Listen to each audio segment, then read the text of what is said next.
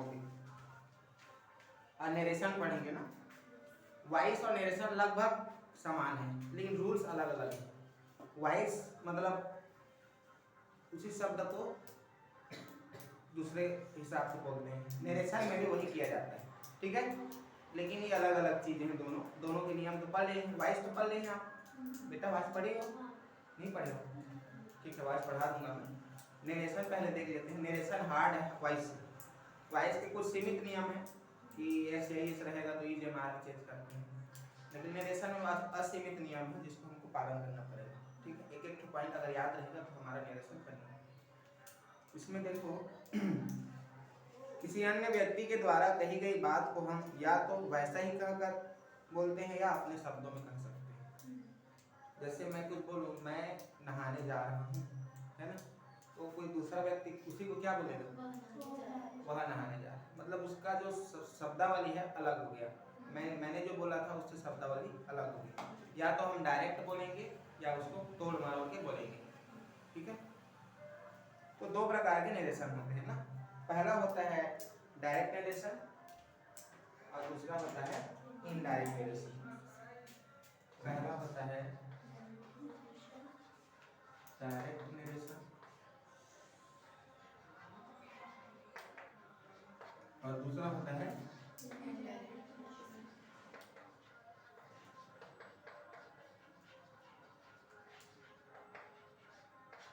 ठीक है। दो प्रकार के नरेशन होते हैं। तो डायरेक्ट नरेशन मैं कह रहा था ना, मैं स्कूल जा रहा हूँ, ये डायरेक्ट नरेशन हो गया। और कोई दूसरा आदमी बोलेगा कि वह स्कूल जा रहा था, मेरे लिए बोल रहे हो, तो वो क्या हो जाएगा, इनडायरेक्ट नरेशन हो जाएगा, ठीक है। तो कुछ रूल्स हैं जो डायरेक्ट नरेशन को इनडायरेक्ट नरेशन में चेंज करता है। पहला रूल्स है rule related to reporting speech. अब बात आती है यहाँ पे रिपोर्टिंग स्पीच होता क्या है, ठीक है। जैसे मैं एक सेंटेंस लिख रहा हूँ ना, द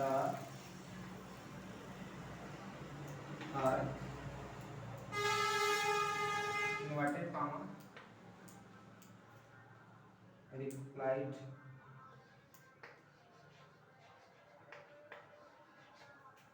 ही इज राउंड, ठीक है। ये मैंने लिखा, सेंटेंस लिखा, द अर्थ इन्वर्टेड कॉमा है ये, रिप्लाइड ही इज राउंड। उसने कहा कि अर्थ जो है गोल होता है ना। तो यहाँ पे रिपोर्टिंग स्पीच कौन है, तो इन्वर्टेड कामा के जो बाहर हैं, ये इन्वर्टेड कामा है, देखो इन्वर्टेड कामा है ना, ये इन्वर्टेड कामा होता है। और उसके बाहर के जो शब्द वाक्य बनते हैं वो रिपोर्टेड स्पीच कहलाते हैं। क्या कहलाते हैं, रिपोर्टेड।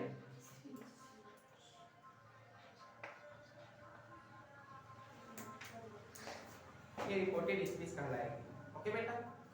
इसके बाद होता है, और ये क्या कहलाएगा, हाँ इन्वर्टेड कॉमा के अंदर वाला क्या कहलाएगा, बताइए, नहीं पता, आगे पढ़ेंगे तो पता चलेगा, ठीक है। अभी तक हमने ये पढ़ा था कि नरेशन जो है दो प्रकार के होते हैं, एक डायरेक्ट नरेशन और एक इनडायरेक्ट नरेशन। डायरेक्ट नरेशन जैसे मैं बोला मैं खाना खाता हूँ, वो डायरेक्ट नरेशन हो गया, और उसी वाक्य को कुछ दूसरे तरीके से मैं बोलूंगा तो इनडायरेक्ट नरेशन हो जाएगा, है ना। वह कह रहा था कि वह खाना खा रहा था, ये अलग सेंटेंस हो गया। उसके बाद होता है एक सेंटेंस मैंने लिखा, the earth replied he is round, जो कि अर्थ है उसने कहा कि अर्थ जो है गोल होता है। तो यहाँ पे इन्वर्टेड कॉमा के अंदर क्या है, द अर्थ है। उसके बाद जो बाकी सेंटेंसेस बचेंगे इन्वर्टेड कॉमा के बाहर, वो रिपोर्टेड स्पीच कहलाती है, ठीक है। ये आपके नरेशन के पार्ट्स हैं इसमें, ठीक है, सेंटेंस के पार्ट हो गए। इसके बाद आगे rule related to the person address in reported speech. यदि कथन में किसी व्यक्ति को संबोधित किया गया है तो यदि संभव हो तो उसे रिपोर्टेड स्पीच का ऑब्जेक्ट बना लेना चाहिए, ठीक है। यहाँ पे ये मिटा दूं,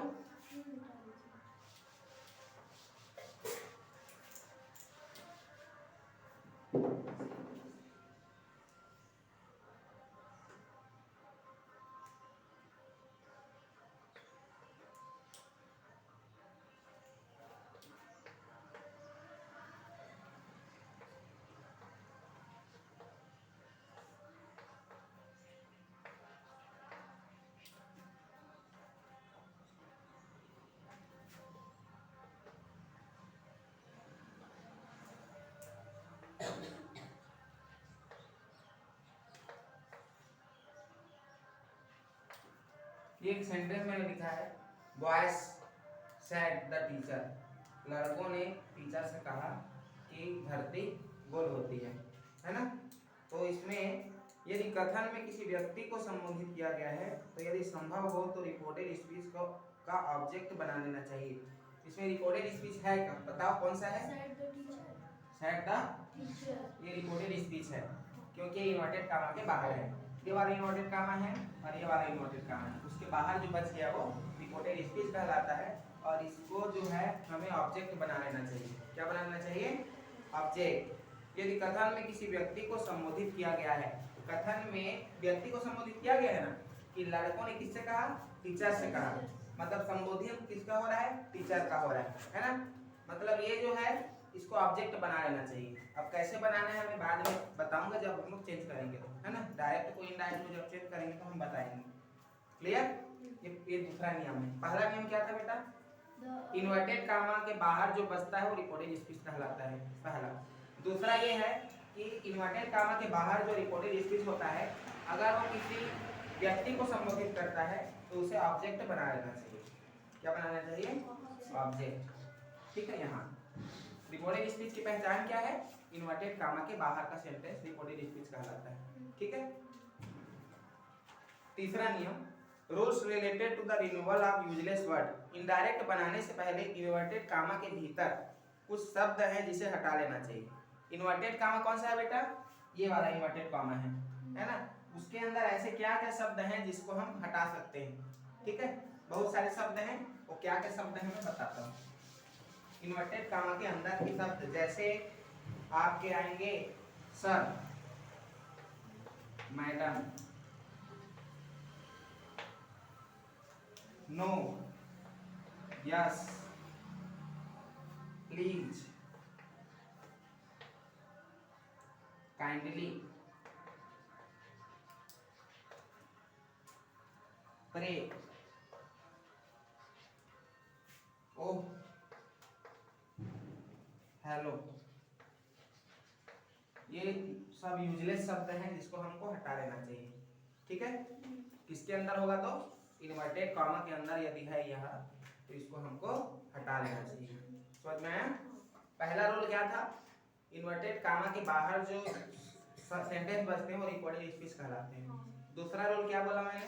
यदि इन्वर्टेड कॉमा के बाहर किसी व्यक्ति को संबोधित किया गया हो, मतलब रिपोर्टेड स्पीच में अगर व्यक्ति को संबोधित किया गया हो तो क्या होगा? ऑब्जेक्ट उसको बना लेना चाहिए। और तीसरा मैंने कहा कि इसमें जो भी यूजलेस वर्ड हैं जैसे sir, madam, no, yes, please, kindly, pray, oh, yellow, hello, ये जो है कहाँ पर होना चाहिए? इन्वर्टेड कॉमा के अंदर होना चाहिए। तो जाके इसको हटा लेना चाहिए। ठीक है। ये नियम सभी याद होने चाहिए तब जाके बनेगा ना। अब आगे देखो, rules related to change in reported verb. अब बात आती है रिपोर्टेड वर्ब की। ठीक है। तो रिपोर्टेड वर्ब क्या होता है? रिपोर्टेड स्पीच क्या होता है? इन्वर्टेड कामा के बाहर, और इन्वर्टेड कामा के अंदर जो रहता है वो क्या है? रिपोर्टेड वर्ब है। क्या है? रिपोर्टेड वर्ब है। जैसे एक सेंटेंस में लिख रहा हूं ना यहाँ पे,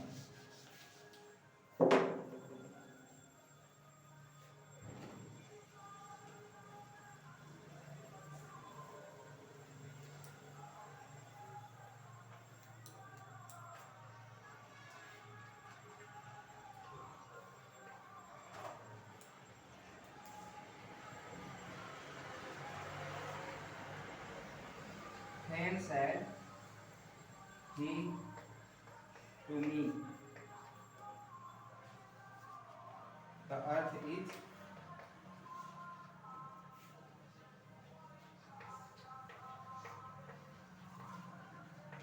round।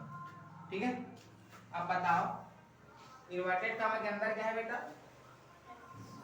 The earth is round, है ना। तो ये आपका रिपोर्टेड वर्ब होगा। और इन्वर्टेड कामा के बाहर जो रहता है वो रिपोर्टेड स्पीच होता है। ठीक है, ध्यान में रखना ना। रिपोर्टेड वर्ब और रिपोर्टेड स्पीच। रिपोर्टेड स्पीच जो है इन्वर्टेड कामा के बाहर, और इन्वर्टेड कामा के अंदर रिपोर्टेड वर्ब होगा। ठीक है जी। स्पीच हटाना नहीं है, पहचान है ना। इन्वर्टेड कॉमा जो है ना ये, इसके अंदर जो रहेगा वो रिपोर्टेड वर्ब है और इसके बाहर जो रहेगा वो रिपोर्टेड स्पीच होता है। ठीक है।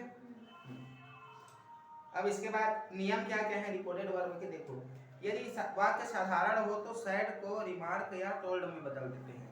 ठीक है। अगर वाक्य साधारण हो, साधारण वाक्य कहने का अर्थ है positive sentence, affirmative sentence, adjective sentence को साधारण वाक्य कहा जाता है। उस स्थिति में रिपोर्टेड वर्ब को किसमें बदलते हैं?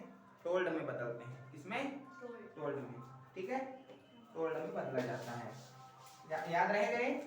अगर वाक्य साधारण हो तो उस स्थिति में रिपोर्टेड वर्ब को किसमें बदलते हैं? तो टोल्ड में बदलते हैं। टोल्ड का स्पेलिंग इस प्रकार से, टोल्ड में बदल सकते हैं या ऑप्शनल अगर आपको याद नहीं आया तो रिमार्क में बदलते हैं। किसमें बदलते हैं? रिमार्क में। लेकिन बात ये आती है कि किसको बदलें टोल्ड और रिमार्क में। ठीक है, तो किसको बदलेंगे? सैड को। किसको? सैड को। ये जो सैड शब्द है अगर पॉजिटिव आता है तो उस स्थिति में हम या तो टोल्ड बदलेंगे या रिमार्क बदलेंगे, लेकिन मैक्सिमम सेंटेंसेस में टोल्ड में ही बदला जाता है। ठीक है, समझ में आया? लेकिन ध्यान रहे ये बात कि सैड जो है पास्ट टेंस है ना, अगर ये प्रेजेंट टेंस आ गया तो क्या मैं टोल्ड में बदलूंगा? टेल में बदलूंगा। किसमें बदलूंगा? अकॉर्डिंग टू टेंस है ना, उसको चेंजेस होता है, रिमार्क हो जाएगा। ठीक है, तो आप इसका चुनाव कर सकते हो या इसका चुनाव कर सकते हो, लेकिन बेटर ये रहता है टोल्ड। ठीक है। दूसरा, यदि साधारण वाक्य में नो का प्रयोग हो तो सैड को रिफ्यूज्ड में बदलते हैं। सैड को किसमें बदलते हैं? हाँ, अगर नेगेटिव वर्ड है, अगर पॉजिटिव वर्ड है तो इसमें बदलोगे। अगर नेगेटिव सेंटेंसेस आ जाते हैं रिपोर्टेड वर्ब में तो आप किसमें बदलोगे? उसको रिफ्यूज्ड में बदलोगे। किसमें? रिफ्यूज्ड। ठीक है, ये भी टेंस के हिसाब से चेंज होगा। प्रेजेंट टेंस में अलग रहता है, पता है, ईडी नहीं लगता, हट जाता है, और पास्ट टेंस में क्या होगा? सेकेंड फॉर्म रहेगा, रिफ्यूज्ड रहेगा। लेकिन मैक्सिमम आपके प्रश्न में पास्ट का ही उपयोग किया जाता है, रेयर केस में आप प्रेजेंट का यूज करोगे। लेकिन एक बात ध्यान से क्वेश्चन को पढ़ लेना कि वो रिपोर्टेड वर्ब जो है वो कौन से टेंस में है। रिपोर्टेड वर्ब के हिसाब से टेंस में बदलाव होता है। समझ में आया? क्लियर? अगला नियम है, ऐसे साधारण वाक्य जिसमें आदर्श सूचक शब्द जैसे सर, मैडम या मैजेस्टी का प्रयोग हुआ है सेड को टोल्ड रिस्पेक्टफुली में बदलते हैं। हाँ, जब आदर्श सूचक शब्द सर, मैडम वगैरह रिपोर्टेड वर्ब है ना बेटा, तो उस स्थिति में हम किसमें बदलेंगे उसको? Told respectfully. Told respectfully. Told respectfully इसमें बदलेंगे। ध्यान रहे ना, टोल्ड रिस्पेक्टफुली। आप लोग लिख रहे हो, याद रहेगा? हाँ, टोल्ड रिस्पेक्टफुली में बदलेंगे। ठीक है, समझ में आया? अब प्रश्नवाचक की बात करें तो प्रश्नवाचक यदि वाक्य होगा तो उस स्थिति में आस्क में बदलोगे। आस्क्ड। इसमें आस्क्ड प्रश्नवाचक में। अगर नेगेटिव रहेगा तो रिफ्यूज्ड में। अगर आदर्श सूचक शब्द का प्रयोग होगा तो टोल्ड रिस्पेक्टफुली, और अगर प्रश्नवाचक हो तो आस्क में। ये सभी चीजें याद होना चाहिए। आप प्रश्नवाचक वाक्य में टोल्ड का यूज नहीं कर सकते, आपको आस्क का यूज करना पड़ेगा। ठीक है, याद रखना है। अगली बात, आदेशात्मक या आज्ञासूचक वाक्य में सैड को ऑर्डर्ड में बदला जाता है। आदेशात्मक वाक्य जब हम ऑर्डर देते हैं, ऐसे वर्ड जिसमें ऑर्डर होता है, क्या क्या हो सकते हैं? जब चुप बैठो, है ना, शांत रहो, कोई हल्ला नहीं करेगा, ये आदेश देना हुआ।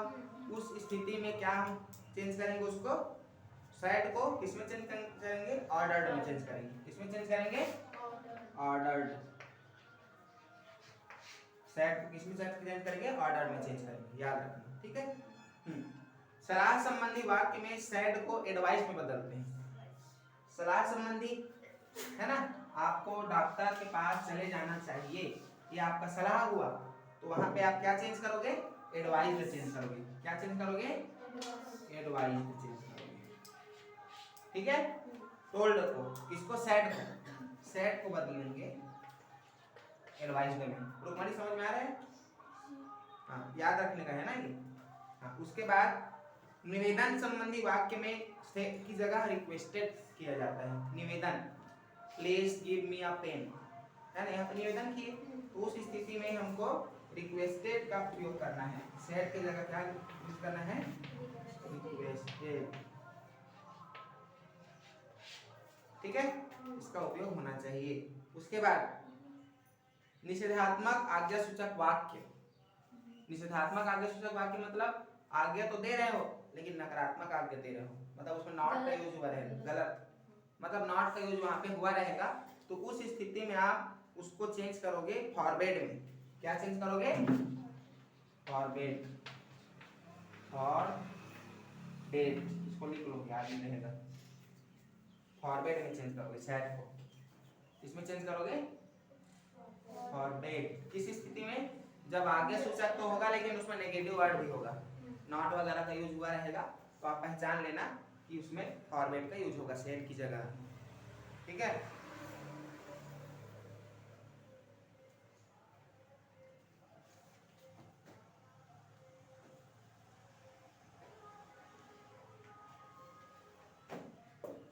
आया समझ में? बनेगा ना? हाँ, तो रिपोर्टेड स्पीच क्या होता है? बाहर, इन्वर्टेड कामा के बाहर रिपोर्टेड स्पीच, इन्वर्टेड कामा के अंदर रिपोर्टिंग वर्ब, है ना। और पहला नियम मैंने क्या बताया था रिपोर्टेड स्पीच का?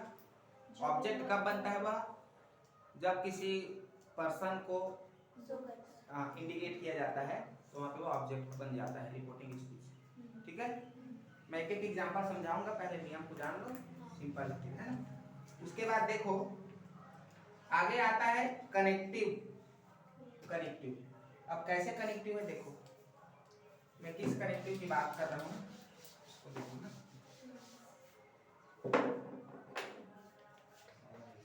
जैसे he said the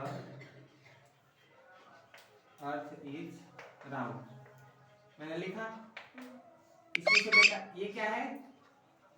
reporting verb है कि स्पीच है? कौन सा रिपोर्टिंग स्पीच है? ये ना रिपोर्टिंग स्पीच है। और ये क्या है बेटा? वेरी गुड, रिपोर्टिंग वर्ब है ना। अब जब हम इसको सॉल्व करेंगे तो ये यहाँ पे कुछ कनेक्टर लगाना पड़ेगा क्योंकि दोनों सेंटेंसेस जुड़ेंगे, है ना। मैंने क्या बताया था? ही सेड, ये सेड किस में चेंज होगा? टोल्ड में चेंज होगा। ही टोल्ड दैट, है ना, यहाँ पे कनेक्टर लगेगा ना। और कनेक्टर का भी अलग अलग सिचुएशन होता है। पॉजिटिव सेंटेंस के लिए दैट का यूज होता है। अब बहुत सारी चीजें हैं जो मैं पढ़ाऊंगा, ठीक है। देखो यहाँ पे क्या क्या कनेक्टर लगता है। सबसे पहले तो डायरेक्ट नरेशन के वाक्य के सारे इन्वर्टेड कामा को हटा दिया जाता है। अब जब इसको सॉल्व करोगे तो इन्वर्टेड कामा हटा देना पड़ेगा, तब जाके वो सॉल्व होगा, सॉल्व कहलाएगा, है ना। अगर इन्वर्टेड कामा रखे रहेंगे तो रिपोर्टिंग स्पीच, रिपोर्टिंग वर्ब हमको अलग से दिखेगा, लेकिन हमारे सॉल्यूशन में वो नहीं दिखना चाहिए, मतलब इन्वर्टेड कामा यूज नहीं होगा। तो पहला देखो, साधारण तथा नकारात्मक वाक्य तथा आश्चर्यबोधक व इच्छात्मक वाक्य में दैट का प्रयोग होता है। ठीक है, सिंपल वाक्य में दैट का प्रयोग होगा और आपका नकारात्मक वाक्य में भी दैट का प्रयोग होता है। मतलब पॉजिटिव सेंटेंस और नेगेटिव सेंटेंस दोनों में दैट का यूज होगा। कहां पर? इन दोनों सेंटेंस के बीच में, ओके, इन सेंटेंस के बीच में। समझ में आया? अगला प्रश्नवाचक वाक्य में बात आती है प्रश्नवाचक। प्रश्नवाचक में यहीं पे क्या लगाओगे? इफ या वेदर लगाओगे, इफ या वेदर। आया समझ में? इफ या वेदर लगाओगे, या तो इफ लगाओगे या वेदर लगाओगे, दोनों में से कोई एक लगा दोगे। लेकिन यहाँ पे इफ का भी अलग सिचुएशन है और वेदर का भी अलग सिचुएशन है। ठीक है, सबको पढ़ेंगे। तो यहाँ पे नकारात्मक वाक्य प्रश्नवाचक वाक्य रहेगा तो क्या लगाओगे? इफ या वेदर, इफ या वेदर। और अगर साधारण वाक्य और नकारात्मक वाक्य रहेगा तो दैट का यूज करेंगे। ठीक है, कहां पर? रिपोर्टिंग स्पीच और रिपोर्टिंग वर्ब के बीच में, उन दोनों को जोड़ने के लिए। क्लियर? अगला आज्ञा सूचक वाक्य। जहां भी आज्ञा सूचक वाक्य रहेगा वहां पे आप यहाँ पे क्या लगाओगे? टू का प्रयोग करोगे। किसका प्रयोग करोगे? टू का प्रयोग करोगे। आज्ञा सूचक वाक्य में किसका उपयोग होगा? टू का यूज होगा। ठीक है, दोनों के बीच में, मतलब ये कनेक्टर का काम करेगा। पहला मैंने बताया था कि पॉजिटिव और नेगेटिव सेंटेंस रहता है तो दैट का प्रयोग होता है, प्रश्नवाचक रहेगा तो इफ या वेदर का प्रयोग होगा, अगर आज्ञा सूचक वाक्य रहेगा तो टू का प्रयोग होगा। ठीक है, समझ पाए? हाँ नेगेटिव पॉजिटिव दोनों। हाँ नेगेटिव पॉजिटिव दोनों। हाँ, नेगेटिव पॉजिटिव में दैट का यूज होगा, प्रश्नवाचक में क्या होगा, इंट्रोगेटिव में किसका, इफ या वेदर का, और आगे सूचक की बात करें तो टू का। अब बात आती है ऐसे प्रश्नवाचक वाक्य जिसमें इंट्रोगेटिव प्रोनाउन का यूज हुआ है। इंट्रोगेटिव प्रोनाउन का अर्थ क्या है? He said what is your name, what जो है इंट्रोगेटिव प्रोनाउन है। ठीक है, मतलब WH family, who, what, when, where, ये सभी WH फैमिली होते हैं। तो इसका अगर उपयोग कहीं पे किया गया हो, ठीक है, तो कनेक्टर का यूज नहीं होता। ठीक है, प्रश्नवाचक में इफ या वेदर तो लगेगा, नॉर्मल प्रश्नवाचक है ना। नॉर्मल प्रश्नवाचक कैसा बनाते हैं बताओ? जैसे मैं लिखा ही इज टीचर, ठीक है, प्रश्नवाचक नॉर्मल बनाऊंगा तो ये हो जाएगा इज ही टीचर, नहीं होगा, ये नॉर्मल है, हेल्पिंग वर्ब को आगे लगा दी बना दिया मैं। लेकिन इसी को मैं what is your name, what is your name, और ये जो है इंट्रोगेटिव प्रोनाउन है, what, how, where, where, how, ये सभी इंट्रोगेटिव प्रोनाउन है। मतलब ये जब रहेगा तो हमारा कनेक्टर का यूज नहीं होगा, क्योंकि ये पहले से कनेक्टर का काम करता है। समझ में बनेगा? अभी आगे सूचक में क्या बताया था, कौन सा कनेक्टर लगेगा, टू लगेगा, है ना। और प्रश्नवाचक में क्या बताया था, इफ या वेदर, है ना। और ऑब्जेक्ट कब बन जाता है रिपोर्टेड स्पीच, हाँ किसी पर्सन के बारे में बोला जाता है। ठीक है, आगे देखो, rules related to changing pronoun of reported speech, reported speech change करने के नियम। रिपोर्टेड स्पीच के प्रोनाउन इन्वर्टेड कॉमा के अंदर के जिस व्यक्ति को संकेत करते हैं उसके लिए प्रयुक्त होते हैं, उसी के पर्सन में चेंज हो जाते हैं। यहाँ पे जो सिंपल सा है उसको ध्यान रखो, SON, ठीक है, first second third, first person subject के हिसाब से चेंज होगा। ठीक है, ये जो जैसे मैंने कहा ये ना, ये क्या है, रिपोर्टेड स्पीच, और ये रिपोर्टेड वर्ब, इन्वर्टेड कॉमा के अंदर रिपोर्टेड स्पीच है, ये वर्ब है, ये वर्ब है, रिपोर्टेड वर्ब है, इन्वर्टेड कॉमा के अंदर तो क्या बोलते हैं, रिपोर्टेड वर्ब, और ये रिपोर्टेड स्पीच। जब फर्स्ट पर्सन हो यहाँ पर फर्स्ट पर्सन क्या हो सकता है, आई, वी, यू, फर्स्ट पर्सन है, तो फर्स्ट पर्सन किसके अनुसार होगा, सब्जेक्ट के हिसाब से, किसके सब्जेक्ट के हिसाब से, रिपोर्टिंग स्पीच के हिसाब से, समझ आया। और सेकंड पर्सन ऑब्जेक्ट के हिसाब से, और थर्ड पर्सन नो चेंज, समझ आया। ऐसे इसका चेंज करते हैं, फर्स्ट पर्सन सब्जेक्ट के हिसाब से, सेकंड पर्सन ऑब्जेक्ट के हिसाब से, और थर्ड पर्सन नो चेंज। ठीक है, हूबहू रहेगा। थर्ड पर्सन में क्या क्या आएगा, ही, सी, इट, है ना, ये सब थर्ड पर्सन है, समझ आया। प्रमोद कहाँ पे डाउट है, यहाँ का फर्स्ट पर्सन, इन्वर्टेड कामा का फर्स्ट पर्सन सब्जेक्ट के हिसाब से चेंज होगा, इन्वर्टेड कामा के अंदर का सेकेंड पर्सन ऑब्जेक्ट के हिसाब से चेंज होगा। ठीक है, और अगर यहाँ पे थर्ड पर्सन कहीं पे आ जाता है तो चेंज जो है नहीं होगा, समझ में आया। ये आप फॉर्मूला है सन जो है इस पे याद कर सकते हैं, सन 1 2 3, फर्स्ट पर्सन सब्जेक्ट अनुसार, सेकंड पर्सन ऑब्जेक्ट अनुसार, थर्ड पर्सन नो चेंज। इतना याद होना चाहिए तो तुम्हारा चेंजेस हो जाएगा। क्लियर, याद रखो। तो मनी समझ में आ रहा है बेटा, जहाँ नहीं आएगा तो पूछना मुझसे ना। अब हम टेंस के बारे में बात करते हैं ना, टेंस कैसे चेंज होता है। हाँ, कथन के वर्ब में टेंस को रिपोर्टेड स्पीच के वर्ब के टेंस के अनुसार परिवर्तित करते हैं। यदि रिपोर्टिंग स्पीच की वर्ब प्रेजेंट टेंस में हो तो कथन के वर्ब को टेंस नहीं बदलते। रिपोर्टिंग स्पीच कौन सा होता है बताओ, इन्वर्टेड कामा के बाहर के अंदर, बाहर, उसको क्या बोलते हैं, रिपोर्टिंग स्पीच। अगर रिपोर्टिंग स्पीच जो है प्रेजेंट टेंस में हो, किसमें हो, प्रेजेंट टेंस में हो, ठीक है, तो रिपोर्टिंग वर्ब का टेंस को चेंज नहीं करते, नो चेंज जो है नहीं करेंगे। जैसा रिपोर्टिंग वर्ब के अंदर का जो इन्वर्टेड कामा के अंदर का जो टेंस है वो चेंज नहीं होगा, है ना। इन्वर्टेड कामा के बाहर जो शब्द होंगे अगर वो प्रेजेंट टेंस में होंगे, इसमें होंगे प्रेजेंट टेंस में होंगे, तो उस स्थिति में इन्वर्टेड कामा के अंदर का जो टेंस है वो चेंज नहीं होता। क्लियर। यदि रिपोर्टिंग स्पीच की वर्ब फ्यूचर टेंस में हो तो वर्ब का टेंस नहीं बदलता। अगर यही फ्यूचर टेंस में हो, इसमें हो फ्यूचर टेंस में हो, तो यहाँ पे भी नो चेंज, नहीं बदलेगा। मतलब इन दोनों कंडीशन में टेंस का बदलाव नहीं होता, लेकिन प्रश्न में इससे रिलेटेड क्वेश्चन नहीं देता, क्योंकि चेंज ही नहीं होगा, कुछ करना ही नहीं है तो क्या है ना, क्यों देगा। इसलिए प्रेजेंट टेंस और फ्यूचर टेंस अगर इन्वर्टेड कामा के बाहर उपस्थित हो, है ना, तो उस स्थिति में नो चेंज होगा, टेंस का चुनाव नहीं करोगे यहाँ पे, है ना, परेशान नहीं होना है। अब यदि रिपोर्टिंग स्पीच की वर्ब पास्ट टेंस में हो तो कथन के वर्ब के टेंस नीचे दिए गए निम्नानुसार बदलेंगे यदि वे यूनिवर्सल ट्रूथ को व्यक्त नहीं करते हो। चलो देखो,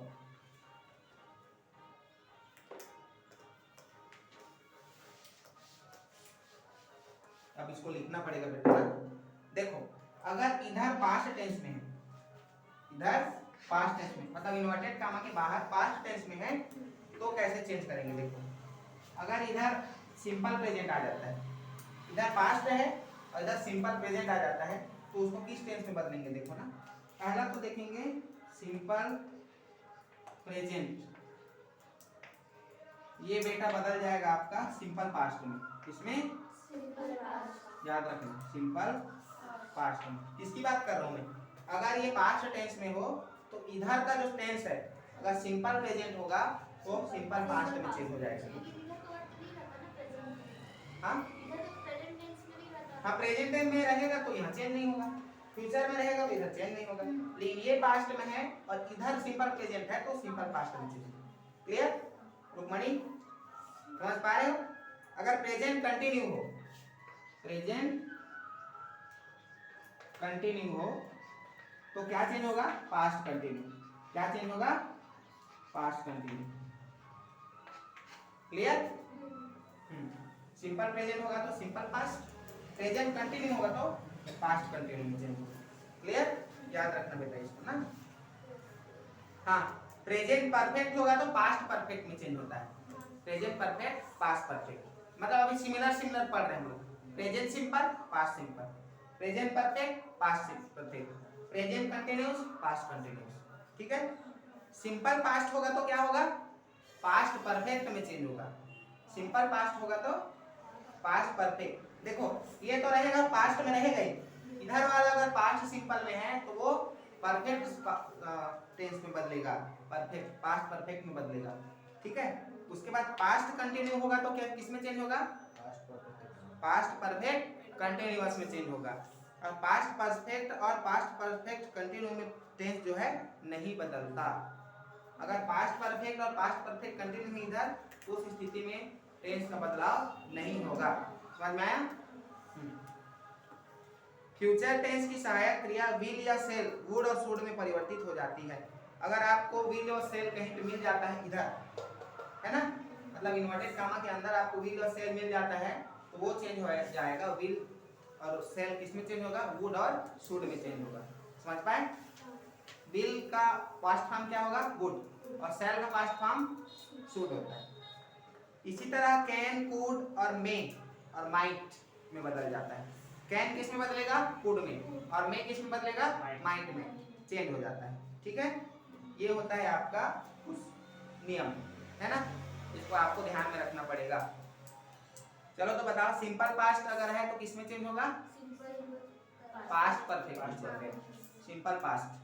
और पास्ट कंटिन्यू होगा तो पास्ट परफेक्ट, और पास्ट परफेक्ट और पास्ट परफेक्ट कंटिन्यूअस होगा तो नो चेंज। और प्रेजेंट परफेक्ट रहेगा तो हाँ पास्ट परफेक्ट, ध्यान में रखना इसको। और सिंपल प्रेजेंट होगा तो सिंपल पास्ट, और प्रेजेंट कंटिन्यू होगा तो पास्ट। किसका वर्ब के टेंस के बारे में बात कर रहा हूँ, इन्वर्टेड कामा के अंदर। जब ये पास्ट टेंस में हो तो जब ये पास्ट टेंस में हो तब ये टेंस चेंज होगा ना, समझ रहे हो? बनेगा? ठीक है। कैन अगर रहेगा तो कुड, और में रहेगा तो माइंड, और विल रहेगा तो वुड, और शैल रहेगा तो, ठीक है? ऐसे होते हैं। समझ पाए? चलो अब कुछ वर्ड हैं जो इनडायरेक्ट में होते हैं तो कैसे बनते हैं। बहुत सारे नियम हैं, तो पढ़ना पड़ेगा।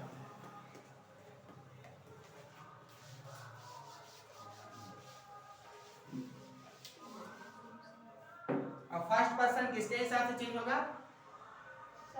Subject, second person, third person. हाँ, किसका फर्स्ट पर्सन? इन्वर्टेड कामा का अंदर का फर्स्ट पर्सन इन्वर्टेड कामा के बाहर के सब्जेक्ट के हिसाब से चेंज होगा, और सेकंड पर्सन ऑब्जेक्ट के हिसाब से, और थर्ड पर्सन नो चेंज। और अगर इंट्रोगेटिव सेंटेंस है, नॉर्मल इंट्रोगेटिव, तो इस स्थिति में किस करेक्टर क्या लगेगा? इफ या वेदर ना, दोनों में से किसी एक को लगाना है। अगर सिंपल सेंटेंस होगा तो दैट, और इंट्रोगेटिव प्रोनाउन का यूज हुआ रहेगा तो वहां पे कोई सा भी कनेक्टर नहीं लगता है ना। क्लियर? चलो अच्छी बात है। अब मैं लिखा देता हूँ, ये डायरेक्ट लिख दिया और ये इनडायरेक्ट लिख दिया। जैसे डायरेक्ट में नाव है ना, तो इनडायरेक्ट में हो जाएगा देन। क्या हो जाएगा? नाव ही नहीं लिखेंगे, देन लिखेंगे। उसके बाद हियर, ये THAN नहीं है, THEN है ना, ध्यान रखना। हियर का हो जाएगा देयर। लास्ट नाइट का हो जाएगा प्रीवियस नाइट।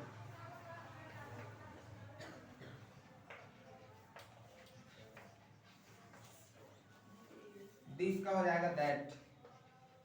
लास्ट नाइट का द प्रीवियस नाइट हाँ नहीं, वो नहीं ना चलता है, टाइम लिखा ले में द दिया और नहीं लगता।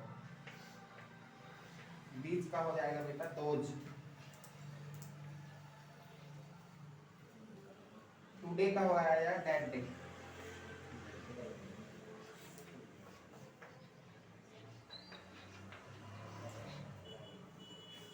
टुनाइट का हो जाएगा दैट नाइट।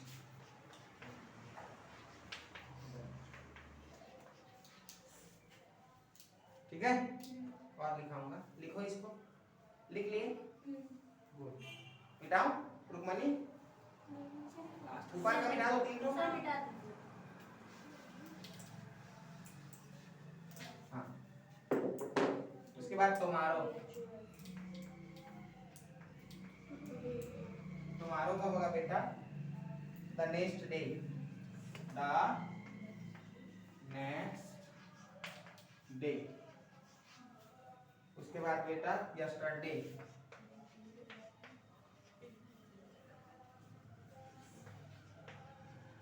यस्टरडे का होगा the previous day. The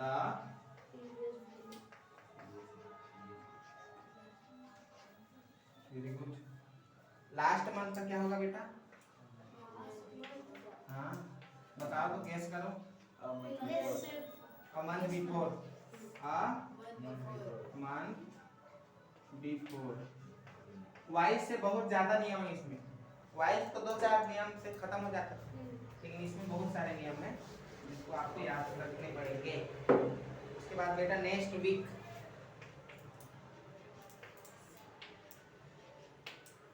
next week change हो जाएगा द फॉलोइंग वीक। द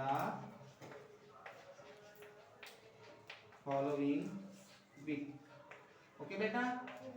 हाँ, अगला बात आता है कम। कम का हो जाएगा गो। क्या हो जाएगा? गो। नेक्स्ट डे का क्या हो जाएगा?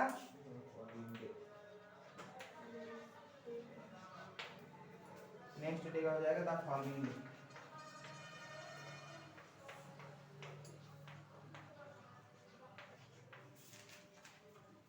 ठीक है? और कुछ है तो लिखाते हैं, ऊपर मिटा दूं। मनी लिख रहे हो ना, proper last year, last year, last year का हो जाएगा बेटा the year before, the year before. Okay ना, नहीं समझ आया? Last day,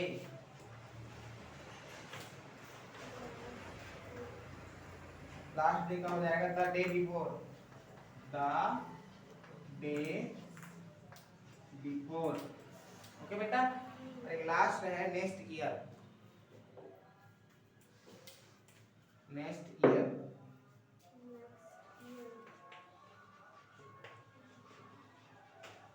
next year change हो जाएगा बेटा द फॉलोइंग ईयर।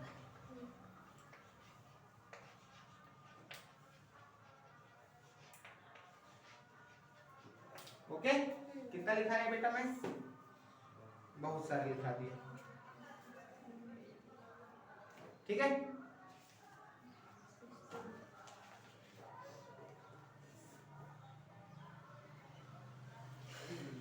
ओके, ये नियम हो गए। ये वर्ड्स मिलेंगे जब भी आपको, तो आप इस प्रकार से चेंज करेंगे। चेंज करना ना भूलें ना, अगर नहीं करोगे तो गलत हो जाएगा वो, क्योंकि वो नंबर कटेगा, पूरा गलत ही हो जाएगा, नंबर कटने की बात ही नहीं, ठीक है। ओके, आप देखते हैं rules related to change according to the type of sentence. Sentence के हिसाब से हम कैसे चेंज करते हैं। देखो, पहला है सिंपल या नेगेटिव सेंटेंस होने पर वर्ड का क्रम चेंज नहीं होता। वर्ड का क्रम चेंज मतलब द अर्थ इज राउंड है तो द अर्थ इज राउंड ही होगा, ठीक है। अलग राउंड इज अर्थ नहीं होगा, मतलब वर्ड का क्रम जो है सेम रहता है, सिंपल रहता है। क्लियर? दूसरा, ऐसे इंट्रोगेटिव सेंटेंस जिसमें डू डज डिड नॉट का प्रयोग नहीं हुआ, उसमें हेल्पिंग वर्ब को सब्जेक्ट के बाद रखा जाता है। हेल्पिंग वर्ब को किसके बाद रखा जाएगा? सब्जेक्ट के बाद। जहां क्या का प्रयोग ना हुआ हो, डू डज डिड नॉट का यूज नहीं हुआ हो, वहां जो है हेल्पिंग वर्ब को सब्जेक्ट के बाद में रखा जाता है, ठीक है, याद रखना चाहिए। डू डज डिड नॉट वाले इंट्रोगेटिव सेंटेंस में सब्जेक्ट के बाद डू डज के स्थान पर वर्ब का फर्स्ट फॉर्म, डिड के स्थान पर वर्ब का थर्ड फॉर्म और हेड रखा जाता है, ठीक है। देखो, डू डज के स्थान पर वर्ब का फर्स्ट फॉर्म रखेंगे, उसके बाद फर्स्ट फॉर्म, डिड के स्थान पर वर्ब का कितना, कौन सा फॉर्म? थर्ड फॉर्म, और हेड रखा जाता है, ठीक है। अंकिता समझ में आ रहा है? एक बार और बताता हूँ। देख, ऐसे इंट्रोगेटिव सेंटेंस, ऐसे प्रश्नवाचक शब्द सेंटेंस जिसमें डू डज डिड का प्रयोग नहीं हुआ, ठीक है, डू डज डिड का प्रयोग नहीं हुआ। कई ऐसे सेंटेंस है जिसमें डू डज डिड का उपयोग होता है, कई ऐसे सेंटेंस है जिसमें डू डज डिड का उपयोग नहीं होता। तो हेल्पिंग वर्ब को किसके बाद रखते हैं? सब्जेक्ट के बाद रखेंगे ना, डू डज डिड का प्रयोग नहीं हुआ होगा तो, ठीक है। और अगर डू डज डिड का उपयोग किया गया हो, सेंटेंस में डू डज डिड का प्रयोग किया गया हो, तो डू डज डिड के स्थान पर फर्स्ट फॉर्म रखते हैं, क्लियर, फर्स्ट फॉर्म रखते हैं। उसके बाद डिड के स्थान पर वर्ब का थर्ड फॉर्म रखते हैं। मान ले इधर आपके इन्वर्टेड कॉमा के अंदर ना बेटा,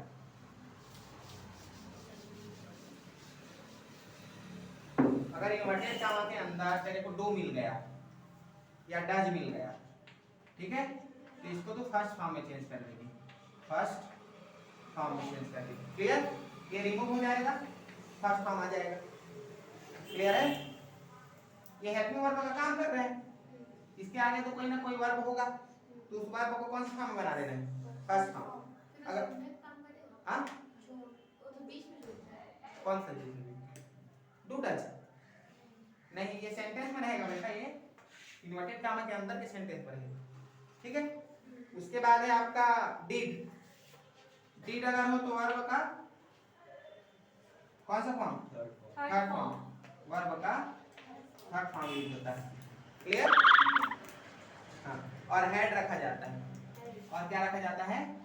हेड। डिड की जगह पे हेड रखा जाता है, या तो वर्ब का थर्ड फॉर्म रखोगे या हेड रखोगे, दोनों में से, क्लियर।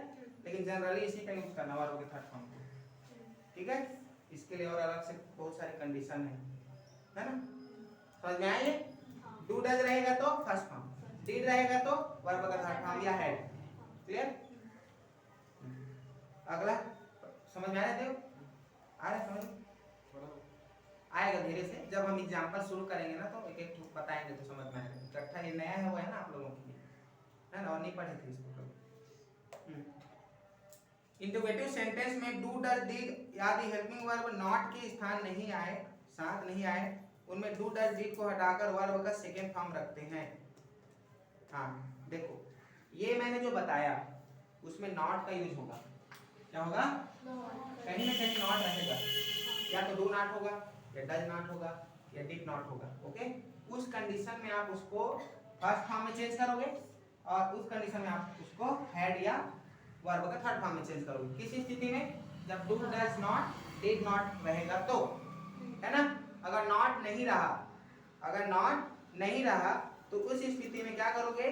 डू डज को हटाकर वर्ब का सेकेंड फॉर्म रखते हैं। अगर ये नॉट नहीं रहेगा तो डू डज डिड को हटाकर, डू डज को हटाकर वर्ब का कौन सा फॉर्म रखेंगे? सेकेंड फॉर्म, सेकेंड फॉर्म रखेंगे।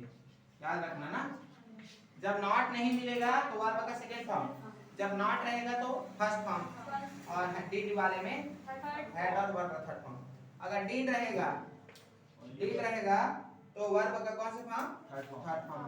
ये तो चेंज नहीं होगा, वर्ब का थर्ड फॉर्म। क्लियर? ये सब याद होना चाहिए तब जाके बनेगा। आपको इसमें एक इम्पोर्टेंट है कि आप सेंटेंस को ध्यान से पढ़ोगे, उसमें जो जो कंडीशन है उसको आप समझोगे, उसके बाद ही बनाओगे। ठीक है। इंपेरेटिव सेंटेंस में वर्ड का क्रम नहीं बदलता। इंपेरेटिव सेंटेंस क्या होता है बेटा? क्या होता है इंपेरेटिव सेंटेंस? जिसमें आज्ञा सूचक हो, आदेशात्मक हो, सलाह देने वाला हो, एडवाइस वाला हो, वो सभी इंपेरेटिव सेंटेंसेस होते हैं, है ना।